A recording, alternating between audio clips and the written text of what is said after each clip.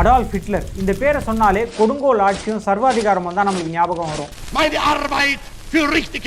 ஆனா இது ஒரு பக்கம் இருக்க, இன்னொரு பக்கம் ஜெர்மனியில மிகப்பெரிய தொழில் புரட்சி, அதாவது இண்டஸ்ட்ரியல் ரெவல்யூஷன் உருவாக்குனதுக்கு முக்கியமான காரணம் அடால்ஃப் ஹிட்லர் தாங்க.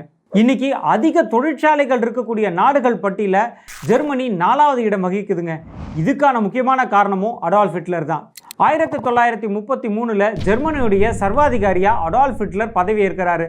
அந்த சமயம் முதலாம் உலக போர் முடிஞ்சு ஜெர்மனி மிகப்பெரிய இன்னல்கள் சந்திச்சுட்டு இருந்துச்சு. பவருக்கு வந்த உடனேவே நிறைய புது புது தொழிற்சாலைகளை உருவாக்குறாருங்க அடால்ஃப் ஹிட்லர். சிமெண்ட் இண்டஸ்ட்ரி, இரும்பு ஆலை, ஆட்டோமொபைல், இராணுவ தளவாடங்கள், இப்படி பல தொழிற்சாலைகளை உருவாக்குறாரு. அது மட்டும் இல்லாமல் ஆல்ரெடி இருக்கக்கூடிய இண்டஸ்ட்ரீஸ்க்கு நிறைய பணம் கொடுக்குறாரு. அதே மாதிரி நிறைய கவர்மெண்ட் கான்ட்ராக்ட்ஸ் கொடுக்குறாரு. உதாரணத்துக்கு சீமென்ஸ், டேம்லர் இந்த மாதிரியான கம்பெனிஸ்க்கெலாம் நிறைய டெண்டர்ஸ் கொடுக்குறாரு. இதன் மூலிமா நாட்டில் வேலையின்மை குறையுது. அதே மாதிரி நாடு திரும்பவும் எக்கனாமிக் க்ரோத் அடையுது. என்னதான் ஒரு பக்கம் மிகப்பெரிய ஒரு இண்டஸ்ட்ரியல் ரெவல்யூஷன் நடந்தாலும் இன்னொரு பக்கம் இனவெறி, போர், இதன் மூலிமா பல மக்கள் மாண்டு போகிறாங்க. பிணங்களின் மேலே ஒரு பெரிய சாம்ராஜ்யம் உருவாகுது. அடால்ஃப் ஹிட்லர் பிறந்த தினம் இன்று ஏப்ரல் மாதம் 20ஆம் தேதி 1889.